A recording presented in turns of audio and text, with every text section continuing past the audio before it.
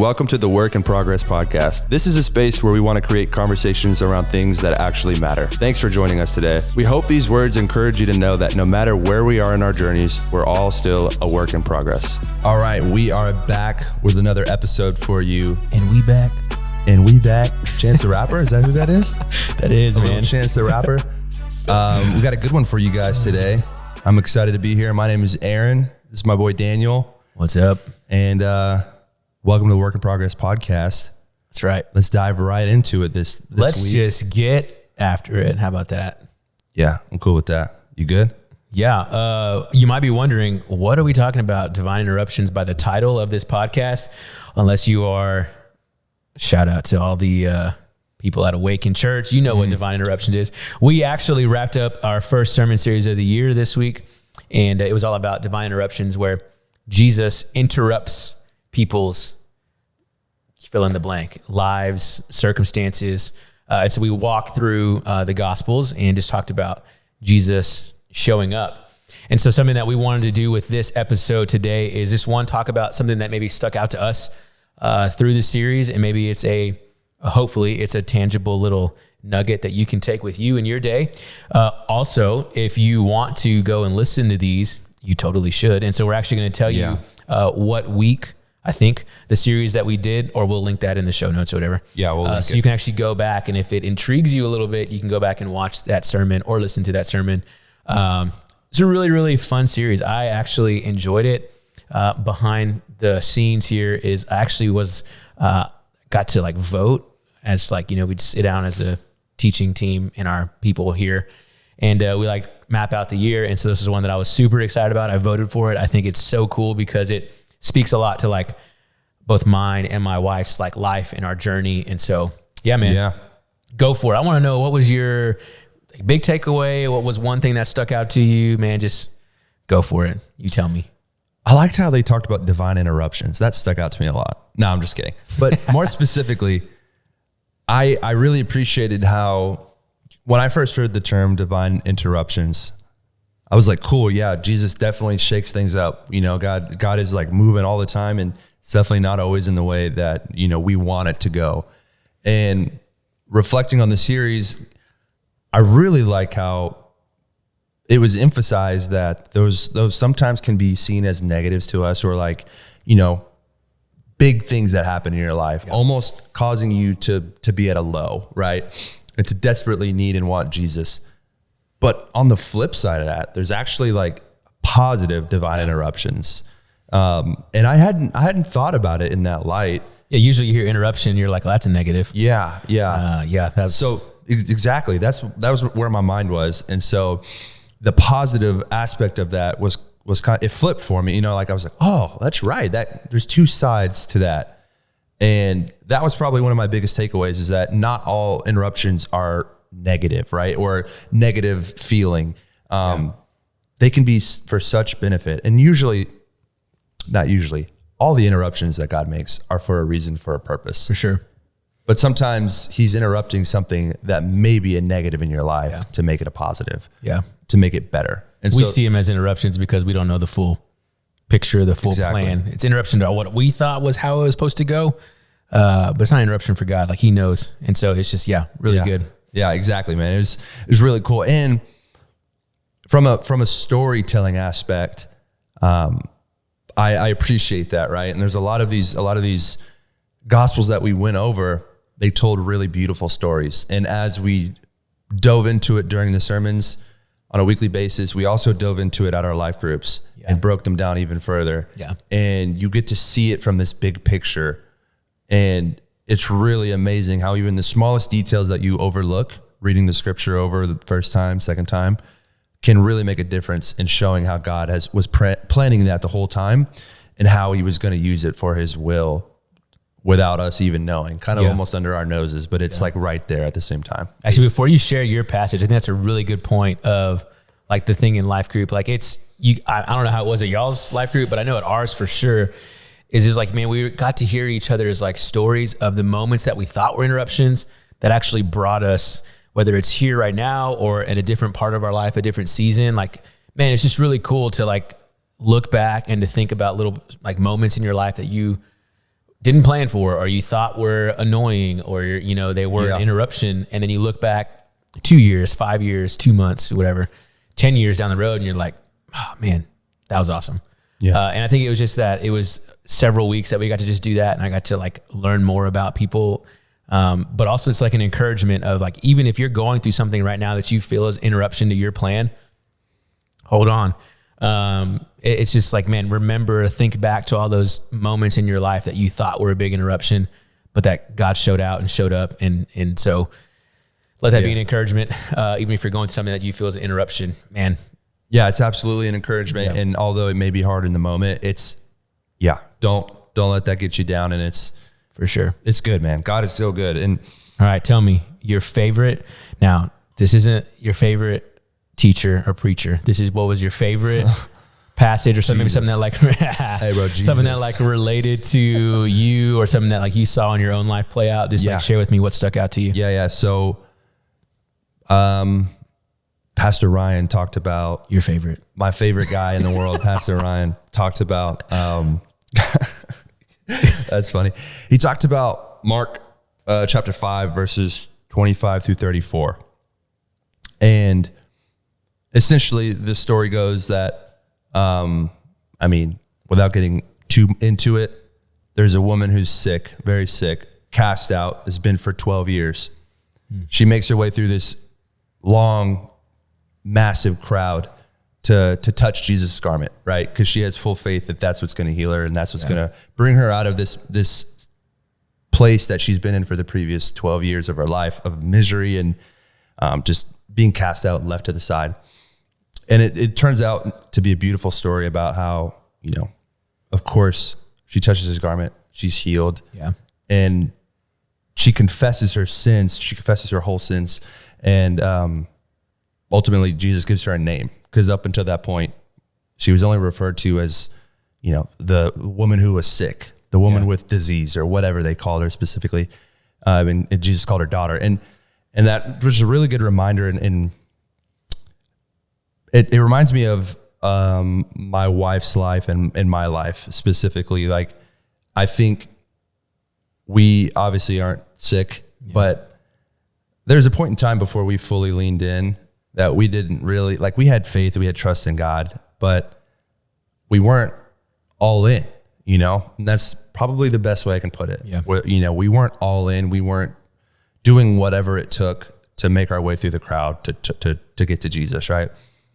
We were maybe turning down small asks, small favors, small interruptions in our lives that felt like burdens, you know, felt like, oh, well, if we do this, then we can't do the thing that we want to do. Or even if there wasn't a thing we wanted to do, there might be.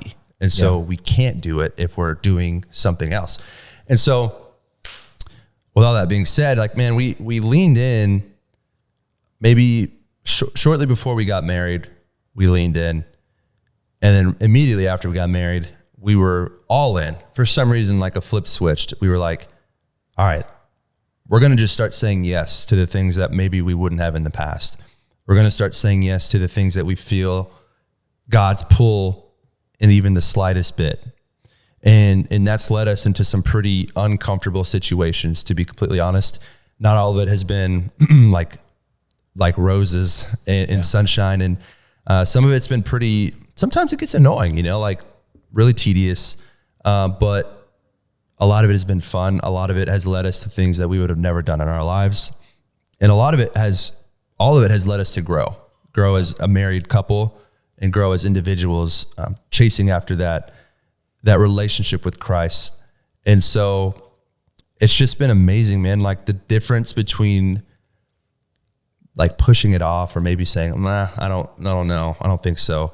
And it just, regardless of those feelings, saying yes anyways, taking those first few steps has really changed our lives for the better, and really shaken things up. Because now it's even apparent that, like, you know, I got a call the other day from Pastor Josiah, you know, and him and his wife led me and my wife in premarital counseling. So they've seen us at our very beginning stages as like dating, engaged, and married. And he called me the other day and we were just talking. He was raving about us, and it was really uncomfortable, kind of weird to be talked about like that. But he was just saying that he's seen so much growth in us, right? And although we may not see it in ourselves, other people do. Yeah. Our family has been really supportive and noticed the difference in our lives. And it's been something that we haven't like necessarily been like saying, hey, check us out, we've been doing this differently. But they've just noticed the growth over what some would call a short span of time. Yeah. And it's just been beautiful, man. It's like leading a life group now. We're stepping up. My wife's helping with the kids. Eventually she's going to help with the youth. Hopefully. I don't want to. Come on. Yeah. But it's been crazy. Yeah. It's been really crazy, and really the whole thing's been blessed. Right. And it's been something that we didn't want to do initially. And then we had to. I think it's cool, like from like our side, like watching you guys over the last couple of years, like, yeah, it has been really cool. And I think the tie in with like the story is like the woman had to go and have an action, had to reach out and touch his robe. And like, right, it took you guys having to go and reach out and step out in areas that were a little uncomfortable. And like, yeah, you just see the blessing that's come. I think one thing that you said that is really, really good, and I love that piece to that story, is the idea of the name, like the power of the name. Like, right, she was known as the woman with blood. Like, she's the one who has this disease, and that's what she was known by for 12 years. It's a long time. I mean, it's not as long as since the Cowboys won anything, but it's a long time. Dang. You know, like it's a really long time. And that's brutal. And I had to. You're wearing the Dallas hat. I had to throw it out there. Rough, man. But it's just a beautiful picture of like, yeah, like we're not sick like that, but we are all sick. Like we all have this like disease. We all have this problem. We all have sin. And yet like God in his grace and his mercy, like looks at us and says, child, like says son, says daughter. Man, it's just like, that's just a powerful, it's just a powerful story of, just the weight of a name. So yeah, really good. And shout out to you and Tay for doing what y'all do. Hey, shout out, bro. Dude, let me tell you the biggest thing. This is the craziest thing ever. Taylor is from California. We forgive her. She's never gone camping before. We went with the youth. We went camping. This guy didn't tell us what to bring. We've never done it before. I've done it a couple times, but I still haven't gone like this. Taylor went. She had a pretty good time. And like, I thought that in itself was a huge miracle, man. She stayed in a cabin. There was spiders everywhere. Yeah, you say camping, but it's like, you weren't tent camping. Like, it wasn't that bad. You had a bunk. We had a bunk, but we had no blankets or pillows, bro. We didn't know to bring That's on y'all. It's not a hotel. That was a lot of fun. Get out of here. I still watch those videos of just y'all being out there just hooping on some middle school kids, just dunking on them and whatnot. It's great. Yeah, man, that was a lot of fun. I think the one that stuck out to me was probably they all kind of stuck out, but the first one, me too, really reminded me of it's kind of like the journey that my wife and I have been on. And so the first one was in Mark 1, and it was just Jesus calling his first disciples, right? Telling them like, hey, get out of the boat, follow me. Like, we're going to go. We're not going to be fishers of fish. We're going to go be fishers of men. Yeah. And I think the thing that sticks out to me is their actual response. Like in scripture, it literally says, immediately they left and they followed. Like immediately they left. Like they left everything they had known, everything that they had worked for, like everything that was comfortable, everything that was like what their dads probably did and their dad's dad probably did. And they went. And this is immediately after they caught enough fish to sink their boats almost, right? Yeah. And so I think that like, I read that story and I think of, I think of all the times that like, I know that God has told me to do something and it's not immediate. Yeah. Like, man, I missed out on whatever he was calling me to do. But I also think of like, man, saying yes and like going into a space that is uncomfortable, like leaving your job, your safety net, no pun intended, your security blanket, like your profession. And then I think about like my wife and I's journey of like doing that, like leaving what was comfortable, leaving a job, leaving a town, leaving a city to move to a new place and to do a new ministry. And then I just look back and I just see, man, how good God has been to bless us, like on the personal side and our family growing now with a birth of our son happening very soon. But then I think of like, man, the kids and the students that we've been able to interact with that we never would have met if we hadn't have said yes. Like if we hadn't have got into this uncomfortable space where we left our boats and our nets behind and we said, all right, I'm going. Like, and I just, it's inspiring when I read that. Like it's a reminder of like being uncomfortable, but it's also a challenge of like, what is God calling you to, or like, what is God calling me to that I am so hesitant to say yes, like, let's go. And instead I want to just stay in the safety of my little boat and have my little net and it smells like fish. And I think that that's great. Like I'm so content with that when God's like, no, like we've got so much more that you're actually called to do. And so, man, I just love the Gospels. Like they're just packed full of such incredible moments, these incredible interruptions of Jesus interrupting people's ordinary life. And now we still talk about them 2,000 years later, and people are still getting saved. People are still figuring out who God is through these passages where he's using ordinary people. And I love it, man. It's so good. Yeah, it's amazing, man. And you're not getting out of this one scot-free, bro. I gotta rave on you a little bit, man. But so I was going to the church we go to for, a while before Daniel got here. And when Daniel got here, I was like, who's this guy? He kept mugging me and like. Well, I didn't know. I couldn't figure out who you were because you and your best friend had the same hair and you wore the same clothes. So I was trying to figure out, were you twins or? We were twins. But nah, man, like you got here and there was really very minimal for you to work with. And that in itself, taking a job where it's like, hey man, we're asking you to start from zero and help do something here that we kind of have a vision for, but we kind of don't. You kind of have to do everything. That in itself is a huge step, a huge leap of faith. And you guys have knocked it out of the park. It's been blessed the whole way, right? And I think that can't be overlooked, man. It can't be overlooked that you gave up security, safety, a house. You guys had recently bought a house.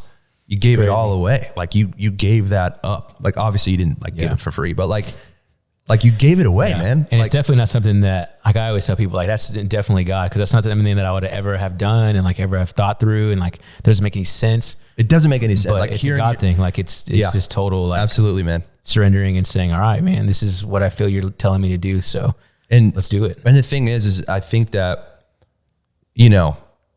other things may have come for you guys if you hadn't accepted this, but the impact that you've had has been so amazing and such a trickle down effect toward not only has it impacted you guys, but you guys have impacted even the lead pastor here. You've multiplied the youth at our church by literally multiplied times whatever the number was, because there was nobody by 20. You can't multiply by 0, so be careful there. So you guys flipped this on its head and created something that wasn't there before, and that wouldn't have happened obviously without you guys saying yes. And students' lives have been changed, like for the better. They've accepted Christ. Many kids, not just here at Awaken, but kids across the state, kids in other places that you've gone and had the privilege of serving and ministering to and discipling. And so, man, it's awesome, dude. Yeah. It's really inspiring to see you guys, to me and my wife, right? Like we're pretty good friends with you guys, but even still to this day, we're in awe and amazed at how hard you guys work and how diligently you guys obey and say yes to God, We've just been extremely blessed, man. God's been really, really good to us. I think like, as we wrap up this thought about, just divine interruptions and what that looks like, I think something to be remembered, like something to be reminded of, is that Jesus interrupts normal life every day. And so like, no matter where you're at, you can see it in both of our stories here, like the outcasts of society, the lowest on the totem pole, like God said, nope, I'm going to use them. And so if you're in this season where like, maybe you feel like, what can he do with a 22 single, like don't have a great job, don't really know what I'm doing, trying to figure out what it's like to be an adult. Can God really use a 19-year-old who's done with high school but doesn't know what's next? Can God really use a 30-year-old who, is just maybe newly married, or like, whatever season that you're in, whatever area of life that you're in, man, God can use you. You just got to be willing to say yes. Like you've got to be willing to get uncomfortable. You got to be willing to get out of the boat. You got to be willing to make your way through a crowd and reach out and touch a robe of like the Savior. Like, so no matter where you're at, no matter what season of life you're in, like God can use you for his glory. And so don't discount yourself. Like, man, press in. That's good. Don't ever discount yourself, right? When God is on your side. Press That's in. awesome. Yeah. All right. So we started a new thing last podcast where we highlight some of our favorite media creators, songs, books, movies, etc. What you got for us this week? All right, bro. So I'm big into camera gear, right? Video, photo, all that stuff. That's my profession and that's my addiction. Way. It's my addiction, man. No way. There's this really cool account. This guy's name is Omar Eltakori. That's on Instagram. Shout out to Omar. He's part of this group called the Think Media team, and they help you with tip, tricks, and camera gear updates, how to set up your stuff. And if you really wanted to get in from zero, they'll help you with all that. Yeah. But this guy is awesome because he gives you really good practical tips. And he also serves and leads from the front at his church. I think it's in Las Vegas. So we'll link his Instagram down there. He's got good stuff too, like reels, and like he does a pretty good job. He's really, dude, it's amazing because he makes content out of everything. And he still doesn't find the time. He makes the time to lead from the front and glorify God and all of his things that he does. It's really cool to see. It is really cool. I think mine this week, I went with a song last week. So I'm going to talk about a book. I've really enjoyed this book. We're actually reading a book together called Welcoming the Future Church. And it's just about, how do we shepherd and lead the next generation well? And so it's written by JP, pastor at, I forgot the church in Waco. Yeah. But anyways, he's out there. He's been with young adult ministry for a long time, and he always has really, really good stuff.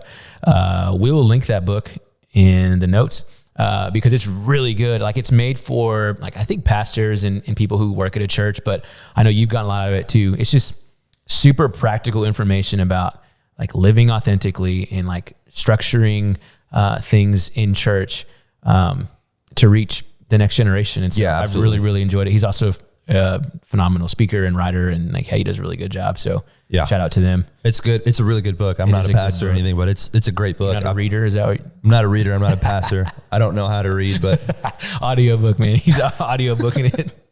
No, it's good. Yeah. So again, if you missed any of these sermons from our series, Divine Interruptions, you should go check them out. They're on our church's YouTube channel. I guess we can link that in here too. Yeah. If you missed a week or you want to, figure out which sermon that we were talking about, man, shoot us a message.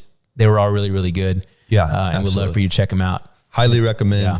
And also, we are working on getting those sermons posted on the podcast platform so that you don't even have to. You can do it while you're running. Hey, after you listen to this one all the way, you can leave a comment, you can subscribe, you can do all those things, and then you could go listen to the sermons. Yeah, actually what you can do, if you've made it all the way to the end of this, comment what your favorite takeaway or what your favorite message or favorite, passage was, and like what stuck out to you. I would love to hear I would love to hear that. Like, how did this series speak to you? So yeah, let us know. Drop a comment. Let's go. All right. See you guys later. Later.